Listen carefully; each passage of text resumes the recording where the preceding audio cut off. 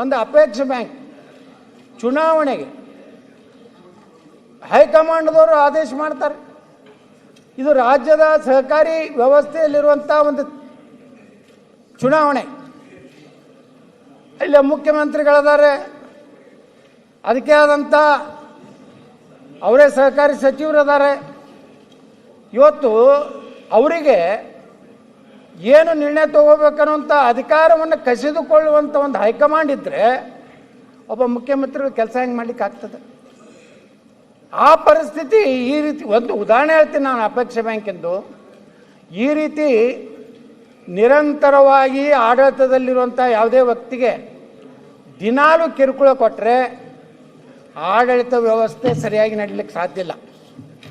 ಅದಕ್ಕೆ ಏನಾದರೂ ಒಂದು ಅಂತ್ಯ ಕಾಣಬೇಕಿದೆ. ಎಲ್ಲಿವರೆಗೆ ಈ ನಾಯಕತ್ವದ ಪ್ರಶ್ನೆ ಇದೆಯಲ್ಲ, ಅವರವರೊಳಗೇನೆ ನೋಡಿ, ಮೊನ್ನೆ ಶಾಸಕಾಂಗ ಪಕ್ಷದಲ್ಲಿ ಚರ್ಚೆ ಆಗ್ತದೆ. ಪೊಲೀಸ್ ಅಧಿಕಾರಿಗಳಿಗೆ 1 ವರ್ಷಕ್ಕೇ ಅವಕಾಶ ಕೊಡಬೇಕು.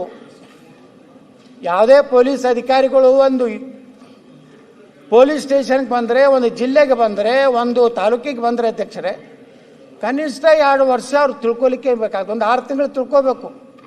ಯಾರು ಏನು, ಯಾರು ರೌಡಿಗಳದಾರ, ಯಾರು ಕ್ರಿಮಿನಲ್ಸ್ ಅದಾರ, ಎಲ್ಲೆಲ್ಲಿ ಏನೇನು ನಡೀತದೆ. ನೀವು ವರ್ಷಕ್ಕೊಮ್ಮೆ ಲಿಲಾವ್ ಮಾಡಬೇಕು.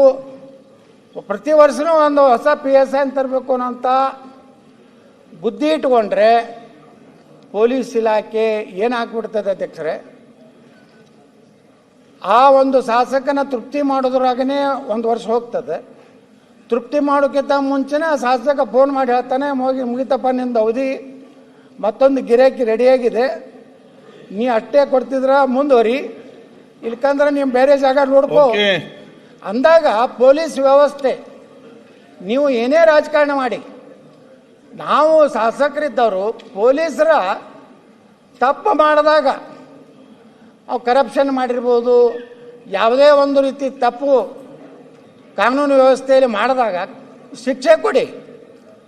ಇಲ್ಲಾಂದರೆ ಮುಖ್ಯಮಂತ್ರಿಗಳೇ ಇದೇ ರೀತಿ ವರ್ಷಕ್ಕೊಮ್ಮೆ ವರ್ಗಾವಣೆ ಒಂದು ಉದ್ಯೋಗ ಮಾಡ್ಕೊಂಡ್ಬಿಟ್ರೆ ಆಡಳಿತ, ಕಾನೂನು, ಸುವ್ಯವಸ್ಥೆ ಯಾವುದೂ ಉಳಿಲಿಕ್ಕೆ ಸಾಧ್ಯ ಇಲ್ಲ. ನಾವು ಒಂದು ಮಾತು ಹೇಳ್ತೇನೆ ಮುಖ್ಯಮಂತ್ರಿಗಳಿಗೆ. ನಿನ್ನೆ ಅಜಿತ್ ಪವಾರ್ ಅವರು ಮಹಾರಾಷ್ಟ್ರದ ಉಪಮುಖ್ಯಮಂತ್ರಿ, 6 ಸಲ ಉಪಮುಖ್ಯಮಂತ್ರಿ ಆದವರು, ಹೇಳ್ತಿದ್ರು ನಾವೆಲ್ಲ ನಮ್ಮ ಮಿತ್ರರು ಮಾತಾಡಕ, ಲಕ್ಷಾಂತರ ಕೋಟಿ ರೂಪಾಯಿ ಆಸ್ತಿ ಇದ್ದು ಒಡೆಯ. ಟೈಮ್ ಬತ್ತಂದರೆ ಯಾವುದೂ ನಮ್ಮ ಜೊತೆಗೆ ಬರೋದಿಲ್ಲ. ನೀವು ಎಷ್ಟು ದುಡ್ಡು ಮಾಡಿ ನಾನು ಅಂಥದ್ದು ಬರೋದಿಲ್ಲ, ನೀವು ಎಷ್ಟು ಆಸ್ತಿ ಖರೀದಿ ಮಾಡಿ ನಾನು ಅಂತ ಬರೋದಿಲ್ಲ.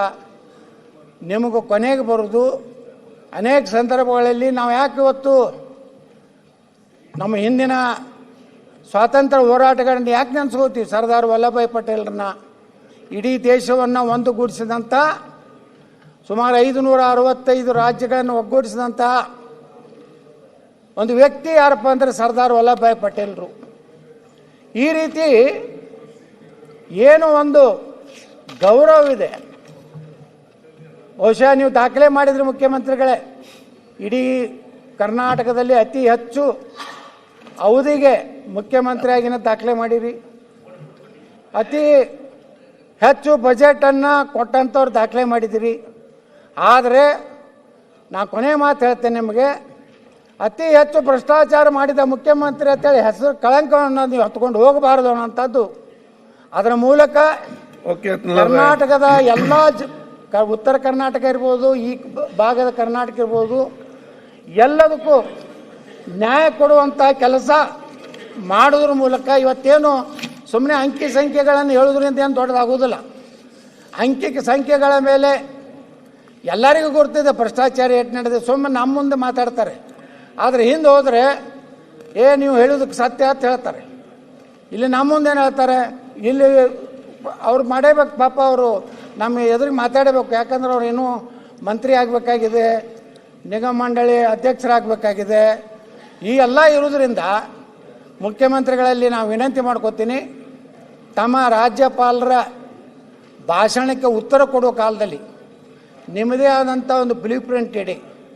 ನಾನು ಇವತ್ತಿನಿಂದ ಈ ರಾಜ್ಯಕ್ಕೆ ಒಳ್ಳೆಯದನ್ನು ಮಾಡೋದ್ರ ಸಲುವಾಗಿ ನನ್ನ ಕೊನೆಯ ದಿನಗಳನ್ನು ನಾನು ಈ ರಾಜ್ಯಕ್ಕೆ ಒಳ್ಳೆಯದನ್ನೇ ಮಾಡಿ ಹೋಗ್ತೀನಿ. ರಾಜ್ಯದಲ್ಲಿ ಕಾನೂನು ಸುವ್ಯವಸ್ಥೆಯನ್ನು ಸರಿಯಾಗಿ ಮಾಡ್ತೀನಿ.